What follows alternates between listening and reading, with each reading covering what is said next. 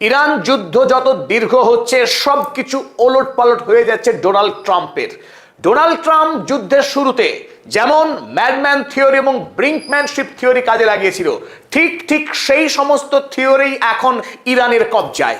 লম্বা রেসের ঘোড়া ইরান এভাবে আমেরিকার বিরুদ্ধে যুদ্ধ করতে পারবে, আমেরিকাকে এই পারস্য উপসাগরে ডুবাতে পারবে, একথা পৃথিবী কেউ কখনো কল্পনাও করেনি। কিন্তু ঠিকঠাক সেটাই হচ্ছে। প্রতিদিন ইরান নতুন নতুন ক্ষমতা জাহির করছে বিশ্বের সামনে, আর এই মুহূর্তে আমেরিকা রীতিমতো ইরানের কাছে বিধ্বস্ত।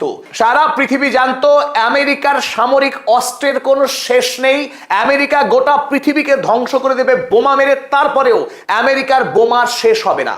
অথচ পৃথিবীতে প্রথম ইরান দেখিয়ে দিল যে আমেরিকার অস্ত্রের শেষ হতে পারে, এবং এমন ভাবে শেষ হতে পারে যে দাঁড়িয়ে দাঁড়িয়ে মার খাওয়া ছাড়া আমেরিকার আর কোনো পথ খোলা নেই। সেই খবরই পৃথিবীকে প্রথম জানালো ইরান 27শে জুলাই। 27শে জুলাই ইরান পৃথিবীকে দেখিয়ে দিল যে আমেরিকার সৈনিকেরা দাঁড়িয়ে দাঁড়িয়ে মার খেতে বাধ্য, কারণ তাদের হাতে ইরানের মার থেকে বাঁচার কোনো আকাশ প্রতিরক্ষা নেই। আমেরিকার সৈনিকরা অসহায়ভাবে দাঁড়িয়ে ছবি তুললেন ক্যামেরায়। ইরানি মিসাইল মোয়াফাক সালতি এয়ারবেসে আশ্রয় পড়বার পর গগনচুম্বী সেই আগুনের লেলিহান শিখা, আর ইরানি সেই মারেই একসাথে খুন হলেন বেশ কিছু মার্কিন সেনা এবং ধ্বংস হলো মার্কিনি ফাইটার জেট। এখন আমরা এই ঘটনাকে কেন এত গুরুত্ব দিচ্ছি, তার মূল কারণ এই যে ইরানের ওই 27 তারিখের আক্রমণ কোনো প্রত্যাঘাত ছিল না। 24শে জুলাই রাতেই আমেরিকা শেষ মার মেরেছিল ইরানের ওপর। তাই প্রথমবারের মতো ইরান তার স্ট্র্যাটেজি চেঞ্জ করে সরাসরি আক্রমণাত্মক যুদ্ধ শুরু করলো আমেরিকার বিরুদ্ধে। তার কারণ তখনও পৃথিবীর কাছে খবর ছিল না যে আমেরিকার রক্ষণ ভেঙে চুরমার হয়ে গেছে। আমেরিকার কাছে আর প্যাট্রিয়ট কিংবা থার্ড যাই বলি না কেন, আমেরিকার সেই গর্বের আকাশ প্রতিরক্ষা ব্যবস্থা, তাতে ব্যবহার করা মিসাইলের সংখ্যা হু হু করে নামতে নামতে একেবারে তলায় এসে ঠেকেছে। অর্থাৎ আমেরিকার কাছে যতই ইরানকে হামলা করার মতো বোমের মজুদ থাকুক না কেন, ইরানের হাত থেকে মার খেয়ে বাঁচবার জন্য যে মিসাইলের সম্ভার দরকার সেই মিসাইল আমেরিকার হাতে আর নেই। কারণ আমেরিকা সাম্রাজ্য ইতিপূর্বে কোনোদিনে আশ করতেই পারেনি যে তাকে পৃথিবীর কোনো শক্তি মার দিতে পারে। সে শুধু জেনেছিল পৃথিবীকে সে শুধু মারবে আর পৃথিবী মার খাবে, তার গায়ে কেউ হাত তুলতে পারবে না। এই জন্যই বলে অপরাধী একটা নিশানা রেখেই যায়, একটা বড় সড়ো ভুল করেই। আর আমেরিকা সেই ভুল করেছে। আমেরিকা কেবল আক্রমণ করবার জন্য বোমা বানিয়েছে, কিন্তু আক্রমণের হাত থেকে বাঁচবার জন্য সে বোমা বানাতে পারেনি। আর সেই সুযোগ কাজে লাগিয়েই ইরান এখন ম্যাডম্যান থিওরির ব্যবহার করছে এবং ব্রিঙ্কম্যানশিপ থিওরি ব্যবহার করছে, যে থিওরি ব্যবহার করেছিল যুদ্ধের শুরুতে ডোনাল্ড ট্রাম্প। তার থিওরিতেই এবার মুস্তফা খামেনেই ডোনাল্ড ট্রাম্পকে স্বীকার করছেন। তাই শিকারই এবার খোদ শিকার হয়ে যাচ্ছে ইরানের হাতে। মুখখানা দেখুন ডোনাল্ড ট্রাম্পের, কি করুণ অবস্থা, বেচারা, তার দিকে তাকানো যাচ্ছে না। কদিন আগেই ইরানের সভ্যতাকে ধ্বংস করছিলেন, ইরানকে গিলে খেয়ে ফেলছিলেন, এখন তার অবস্থা ছেড়ে দেওয়া কেঁদে বাঁচি। চলুন আজকের এই ভিডিওতে আমরা আলোচনা করব কেন ইরান হঠাৎ করে তার যে যুদ্ধের কৌশল, রণকৌশল বদল করলো, এবং ঠিক কোন কায়দায় আমেরিকার ওপরে রীতিমতো পাহাড় প্রমাণ চাপ প্রয়োগ করতে শুরু করেছে ইরান।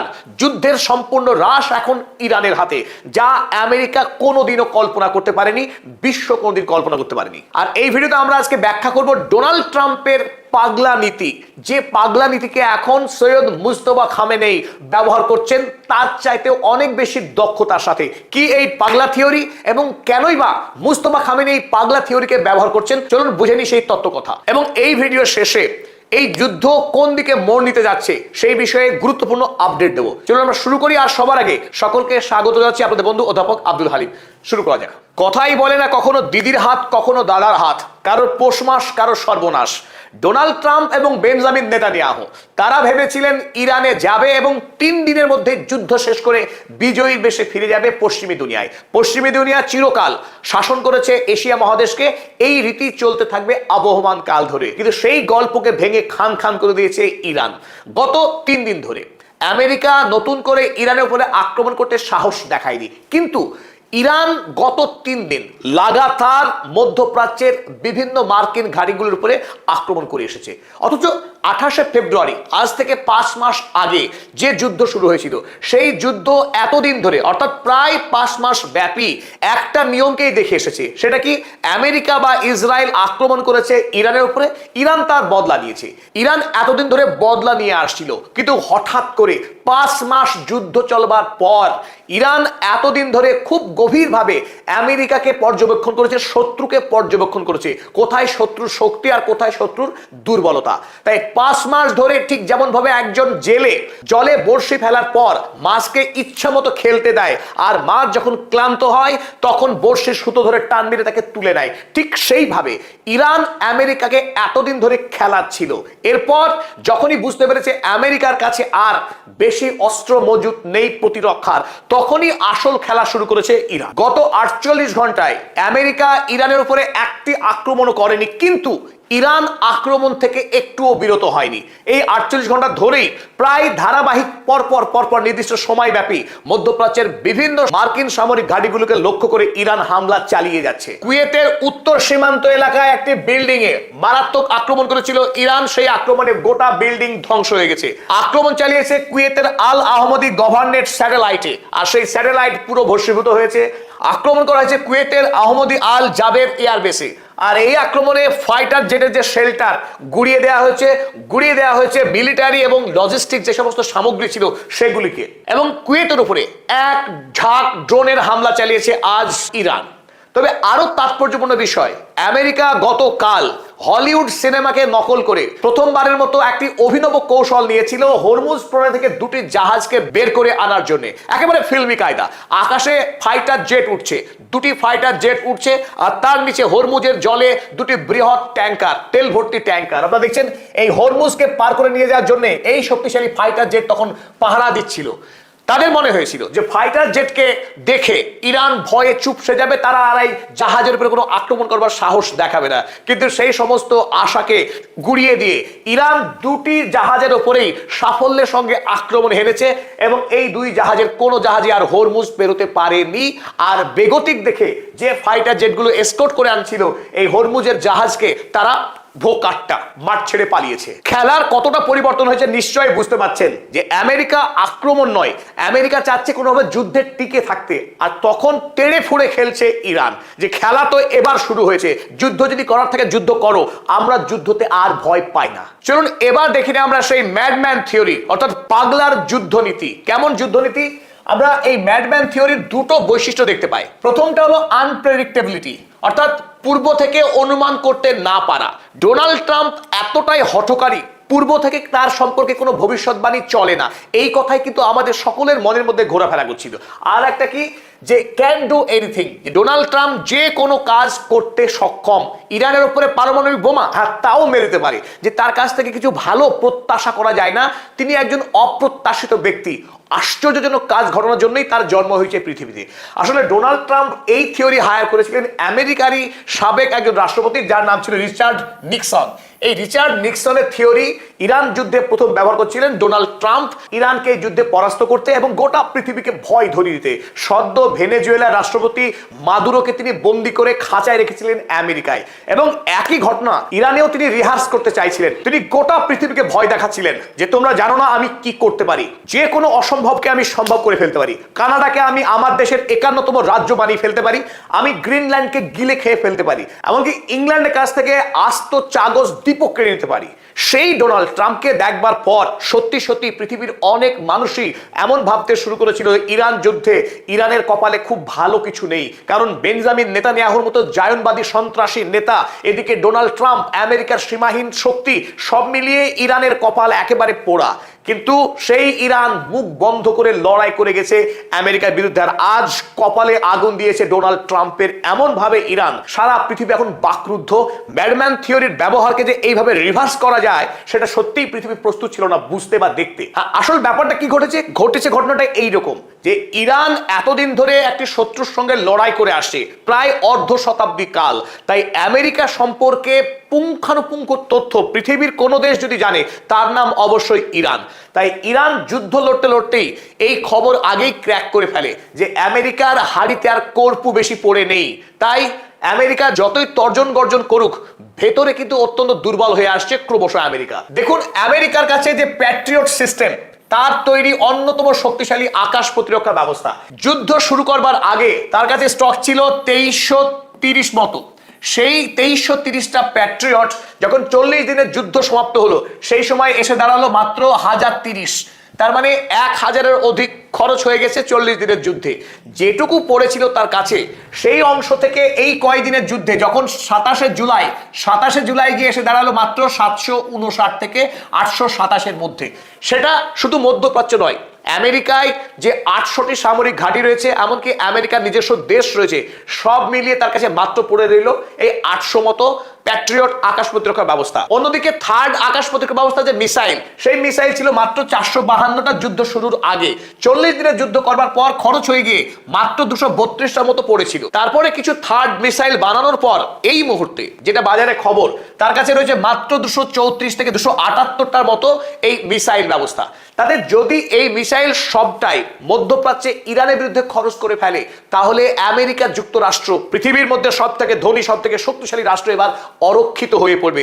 তার দেশে যদি আক্রমণ হয়ে যায়, সে উত্তর কোরিয়ায় হোক বা রাশিয়ায় হোক কিংবা ইরানি হোক, আমেরিকার যে কোনো শত্রু যদি মেইনল্যান্ডে গিয়ে আমেরিকাকে আক্রমণ করে দেয়, তাহলে আমেরিকাকে বাঁচাবার মতো খুব বেশি আকাশ প্রতিরক্ষার মিসাইল কিন্তু আমেরিকার হাতে আর নেই। এই খবর যখন ইরান ক্র্যাক করে ফেলে, তখনই বদলে যায় যুদ্ধের সব সমীকরণ। নতুন করে চাইনা মিউজিক বাজাতে শুরু করে ইরান। তাই এতদিন ধরে ডোনাল্ড ট্রাম্প যে পাগলা থিওরি, ম্যাডম্যান থিওরি ব্যবহার করছিল, সেই ম্যাডম্যান থিওরি হাতে তুলে নেয় খোদ মুজতবা খামেনেই, এবং IRGC কে পূর্ণ অনুমতি দিয়ে দেওয়া হয়, এখন থেকে শুরু হোক আক্রমণ। আর প্রতিরক্ষা নয়, প্রত্যাঘাত নয়, সরাসরি আক্রমণ করতে হবে আমেরিকাকে। আর একদিকে নিজের বাবাকে যখন তিনি জানাজা পাঠ করতে পারলেন না, এর চাইতে বড় আঘাত মুজতবা খামেনির জন্য আর কিছু হতে পারে না। মুজতবা খামেনি সেই নেতা যিনি প্রথম থেকে চেয়েছিলেন ইরানের হাতে পরমাণু অস্ত্র আসুক, আর সেই পরমাণু অস্ত্রই হবে আমেরিকার বিরুদ্ধে লড়াইয়ে সেফটি ভালভ। তাই এই মুহূর্তে জোর গুঞ্জন, বেঞ্জামিন নেতানিয়াহুর শিরোপীড়া, যে ইরান খুব অল্প সময়ের মধ্যেই পরমাণু বোমা তৈরি করতে যাচ্ছে, এই খবর খুব একটা মিথ্যা নয়, কারণ মুজতবা খামেনির সংকল্প বোধ হয় সেদিকেই। ফলে ইরান যখন মার মুখিয়ে খেলতে শুরু করেছে, তখনই আমেরিকার উপরে সীমাহীন চাপ তৈরি হচ্ছে, ডাবল বিল্ডিং প্রেশার হচ্ছে আমেরিকার উপর। আমেরিকার একটার পর একটা কাগজ, যেমন ফক্স নিউজ, তারা লিখছে weapon stockpile shortages impacting military strategy in the Middle East. আমেরিকার কাছে অস্ত্র পরিমাণ কমে আসায় মধ্যপ্রাচ্যের যুদ্ধনীতিতে বড় সড় পরিবর্তন আসছে। কে লিখছে? Fox news. Fox news Donald ট্রাম্পের বগলে রাখা ফক্স, অর্থাৎ তার জন্যই হুক্কা হুয়া করে, সেই কাগজে মেনে নিতে বাধ্য হচ্ছে যে আমেরিকার অস্ত্র ভান্ডার ফুরিয়ে আসছে মধ্যপ্রাচ্যে।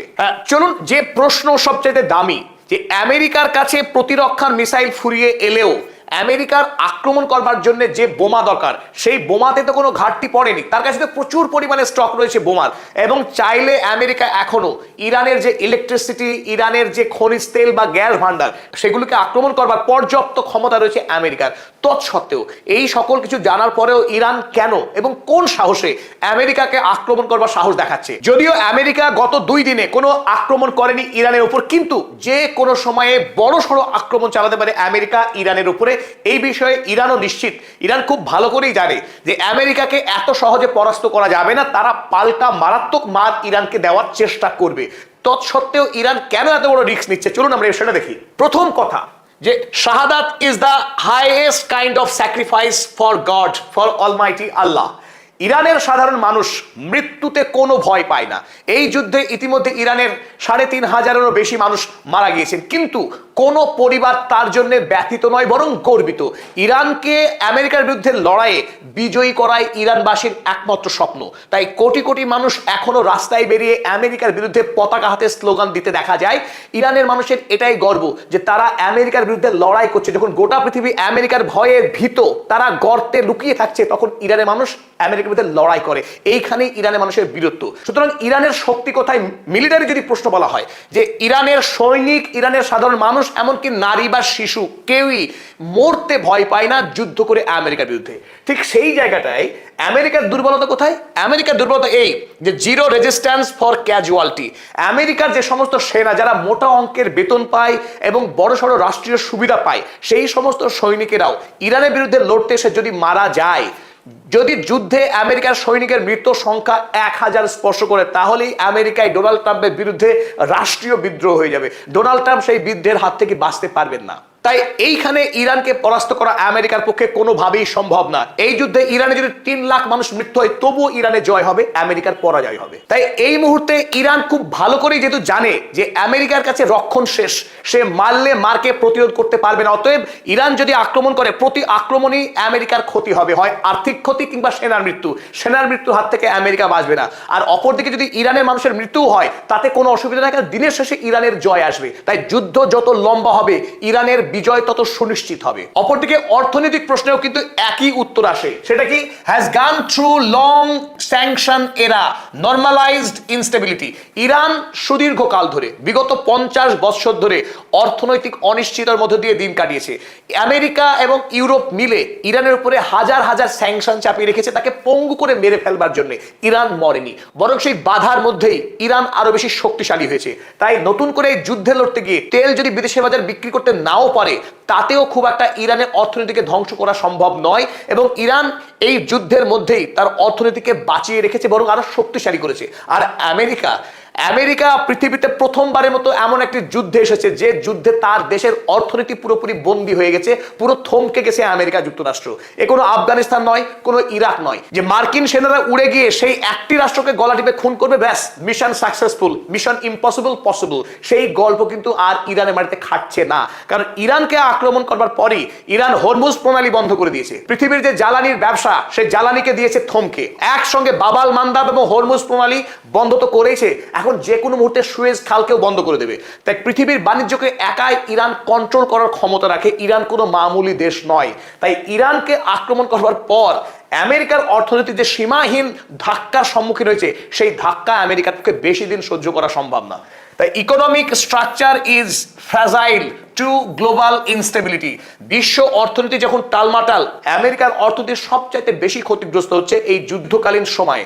তাই এটা ইরান খুব ভালো করেই জানে আমেরিকার পক্ষে এই অর্থনৈতিক যে ঝুঁকি তা সহ্য করা সম্ভব না। সুতরাং যুদ্ধের রাশ এখন সৈয়দ মুজতবা খামেনেইর হাতে। আর আমেরিকার যে কি হাল সেই কথার উত্তর শুনবেন, চলুন আমরা আমেরিকার একজন নামকরা congressman, member of the house of representative Thomas Massie, তিনি ইরানের হয়ে আমেরিকার যে বর্তমান অবস্থা তার দারুণ ব্যাখ্যা দিয়েছেন। তিনি কি বলছেন? Iran is waiting to see at least 3 more cards before they fold or deal. যে টমাস ম্যাসি জানিয়েছেন ইরান যুদ্ধে ধীরে ধীরে এগোচ্ছে কেন, কারণ সে আরো বেশ কিছু কার্ড বের করতে চাইছে যুদ্ধ শেষ করা কিংবা ডিল করবার আগে। সেই কার্ডগুলো কি? 1 নম্বর, US runs out of strategic petroleum reserves. আর কতদিন আমেরিকার কাছে পেট্রোলিয়ামের রিজার্ভ থাকে সেটা দেখতে চাইছি। অর্থাৎ খুব অল্প সময়ের মধ্যেই আমেরিকায় যে বিপুল পরিমাণ তেলের মজুদ রেখেছে ডোনাল্ড ট্রাম্প যুদ্ধ করবার জন্য, সেই মজুদ ফুরিয়ে আসছে। আর মজুদ যদি ফুরিয়ে যায় তার মুরদও ফুরিয়ে যাবে। Number 2, region runs out of anti missile defence. গোটা মধ্যপ্রাচ্যে আমেরিকার যে সামরিক পরিকাঠামোগুলো রয়েছে সেগুলোকে বাঁচাবার জন্য তার যে এয়ার ডিফেন্স মিসাইল, সেই মিসাইলের স্টক কখন একেবারে সবটুকু ফুরিয়ে যায় অপেক্ষা করছে ইরান। তারপরে আরো গতি বাড়াবে ইরান তার মারের। 3 নম্বর, রিপাবলিকানস রান আউট অফ মেজরিটি। আমেরিকায় এই মুহূর্তে রিপাবলিকান দলে যে সরকার চলছে, রাষ্ট্রপতি ডোনাল্ড ট্রাম্প যে দলে তিনি নেতা হয়ে বসে রয়েছেন, সেই রিপাবলিকান দল সামনে নভেম্বর মাসে ভোটে পরাজিত হবে নিশ্চিত। ইরান সেই পরাজয়ের অপেক্ষায় আছে। আমেরিকা ইতিমধ্যে ইরানের কাছে পরাস্ত, এবার ডোনাল্ড ট্রাম্পের পরাজয়ের পালা। রাজনৈতিকভাবে তার দল যখন ভোটে হেরে যাবে ডোনাল্ড ট্রাম্পের সবকিছু হারাবে। তাই ইরান সেই মধুর সময়ের অপেক্ষা করছে তার যুদ্ধের তীব্রতাকে আরো বাড়ানোর জন্য। সুতরাং টমাস ম্যাসি কি বলছেন? ম্যাসি বলছেন we should leave the table before any of those cards are played. Iran তার কার্ড খেলার আগেই যুদ্ধের ময়দান ছেড়ে আমাদের ভো কাট্টা হওয়া উচিত, পালিয়ে যাওয়া উচিত, বলছেন খোদ ম্যাসি।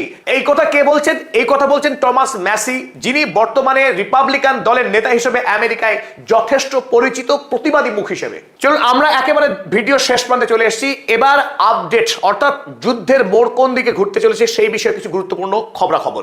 1 নম্বর গুরুত্বপূর্ণ খবর এই যে ডোনাল্ড ট্রাম্পের সঙ্গে বেঞ্জামিন নেতানিয়াহু ওয়াশিংটনে 29 তারিখে রাতে যে বৈঠক করেছেন, সেই বৈঠকেই ঠিক হয়ে গিয়েছিল ইরানে একটি ব্যাপক আক্রমণ করা হবে, যে আক্রমণের নেতৃত্বে থাকবে একসঙ্গে আমেরিকা এবং ইসরায়েল অর্থাৎ বেঞ্জামিন নেতানিয়াহু বর্তমানে তিনি চাইছেন ইরান ইতিমধ্যেই মাটির গভীরে যে পরমাণু বোমা তৈরির যে কার্যক্রম চালাচ্ছে সেই কার্যক্রমকে কোনোভাবেই সফল হতে দেওয়া যাবে না। তাই আমেরিকার সঙ্গে এবার ইসরায়েল মিলিতভাবে আরো একবার ইরানের সমস্ত পরমাণু কেন্দ্রগুলো, সেই ফারদোস, পাহান কিংবা পিকেক্স মাউন্টেন, সমস্ত সামরিক ঘাঁটিগুলোকে লক্ষ্য করে 2 সপ্তাহ ব্যাপী টানা লাগাতার বোমা বর্ষণ করবে বলে জানিয়েছে। দ্বিতীয়ত, তার আগেই এই সপ্তাহের শেষে অর্থাৎ আজ কিংবা আগামীকাল নতুন করে ইরানের যতগুলি জ্বালানি উৎপাদন কেন্দ্র রয়েছে, খনিজ তেল এবং প্রাকৃতিক গ্যাস, তার সমস্ত গুরুত্বপূর্ণ কেন্দ্রগুলোতে আক্রমণ করে ইরানকে পঙ্গু করে দেওয়া হবে, এই হুমকি দিয়েছে বেঞ্জামিন নেতানিয়াহু এবং ডোনাল্ড ট্রাম্প। সেই খবর প্রকাশিত হয়েছে একাধিক কাগজে, সিবিএস নিউজ, অ্যাক্সিওস নিউজ, আপনারা দেখছেন সেই সমস্ত কাগজ কিন্তু একই কথা চেপেছে। US Israel preparing to bombard energy related targets in Iran, sources say, এটা লিখেছে সিবিএস নিউজ। অর্থাৎ ইরানের জ্বালানি কেন্দ্রগুলোকে আক্রমণ করবে ইরান এবং আমেরিকা মিলিতভাবে। অ্যাক্সিওস কাগজ তাই বলেছে, Trump considering strikes on Iranian energy targets within days। তবে আমেরিকা বা ইসরায়েল দেওয়া হুমকিকে থোড়াই কেয়ার ইরানের। ইরানও জানিয়েছে যদি ইসরায়েল আক্রমণ করতে আসে তাদেরও প্ল্যান রেডি, এবং মুহূর্তের মধ্যে মধ্যপ্রাচ্যে ইসরায়েল এবং আমেরিকার যে বন্ধু রাষ্ট্র তাদেরকে হাড়ে হাড়ে শিক্ষা দেওয়া হবে। কোন কোন কেন্দ্রে আক্রমণ করবে ইরান তারও একটি লিস্ট প্রকাশ করেছে। খুব একটা দেরি করা হবে না আক্রমণের প্রত্যাঘাত করতে। Iran has warned it could target key oil and gas infrastructure if the US and Israel carries out new strikes, Fast News reports। যদি ইরান বা ইসরায়েল আক্রমণ করে মুহূর্তের মধ্যে প্রত্যাঘাত করা হবে এই সমস্ত জায়গাগুলোতে। কাওয়ার অয়েল ফিল্ড সৌদি আরব, সৌদি আরব সাম্প্রতিক খুব বেড়েছে। আপনারা জানেন যে নতুন করে আবার সামরিক জোটও তৈরি করেছে ইরানের বিরুদ্ধে, তাই ইরানও ঘোষণা করেছে তার সবচাইতে অন্যতম বড় যে তেল ফিল্ড কাওয়ার অয়েল ফিল্ড, সেই অয়েল ফিল্ডে আক্রমণ করবে ইরান। আক্রমণ করবে আবগাইক এবং কুরাইশ ফ্যাসিলিটিস দিয়ে। কদিন আগেই হুথির নেতৃত্বে যে আক্রমণ করা হয়েছিল আবগাইকে, 3 দিন ধরে আগুন বন্ধ হয়েছিল না, সেই সমস্ত ফ্যাসিলিটিগুলো তো আক্রমণ চালাবে আবারও ইরান। আক্রমণ চালানো হবে রুয়ায়েস রিফাইনারি এবং জাকুম অয়েল ফিল্ড আরব আমিরাতের, নর্থ কাদির gas field and Ras Laffan LNG Qatar, কাতারও এই তালিকা থেকে বাদ যাবে না। দুটি গুরুত্বপূর্ণ, একটা হচ্ছে গ্যাস এবং তেল ফ্যাসিলিটিতে আক্রমণ চালানো হবে। আক্রমণ চালানো বুরগান অয়েল ফিল্ড কুয়েতের বুরগান অয়েল ফিল্ডে, এবং বাহরাইনের সিত্রা রিফাইনারিতে, এবং সবশেষে ইসরায়েলও তালিকায় রয়েছে। লেভিয়াথান এবং তামার গ্যাস ফিল্ডস ইসরায়েলের, সেখানেও আক্রমণ করা হবে ইরানের পক্ষে, এ কথাই জানানো হয়েছে। তাই ইরান বিন্দু মাত্র ভয় পাচ্ছে না। আমেরিকার যুদ্ধের তীব্রতা যত বাড়াবে ততটাই বাড়ানো হবে ইরানের পক্ষে, কারণ ইরানের কাছে বিপুল পরিমাণের অস্ত্রের মজুত রয়েছে, যে মজুত প্রতিদিন আরো বাড়ছে। এই মুহূর্তে ইরান যে লড়াই করছে সেই লড়াই কিন্তু অত্যন্ত ধীর এবং মন্থর গতি। বিপুল সংখ্যক অস্ত্র কোনো একক দিনে খরচ করেনি ইরান। প্রতিদিন ইরান তার অস্ত্রের মজুদ বাড়িয়ে চলেছে, লক্ষ্য একটাই, সামনে রয়েছে মহাযুদ্ধ। সেই মহাযুদ্ধ থেকে ইরান পিছিয়ে নয়, বরং আরো বেশি শক্তিশালী হচ্ছে সেই যুদ্ধে জয়ী হওয়ার জন্য। সকল দর্শক মণ্ডলীকে এতক্ষণ ধরে আমাদের সঙ্গে থাকার জন্য অসংখ্য ধন্যবাদ এবং কৃতজ্ঞতা। পরবর্তী ভিডিও দেখার আমন্ত্রণ রইল।